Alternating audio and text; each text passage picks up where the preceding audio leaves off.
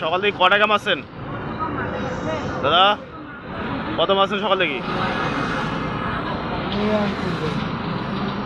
ঢোকে নাই। আচ্ছা ও বলেন তো রিজিকের মালিক কে? রিজিকের মালিক কে? কে? হ্যাঁ, রিজিকের মালিক কে? রিজিক হ্যাঁ, আরে পকেটে তো পয়সা কায় দেয়? কে দেয়? আল্লাহ দেয় না নিজে তৈরি করে? কোনটা? রিজিকের মালিক কি আল্লাহ না? কে? দর্শক দেখেন, রিজিকের মালিক কে উনি কইতে পারে না।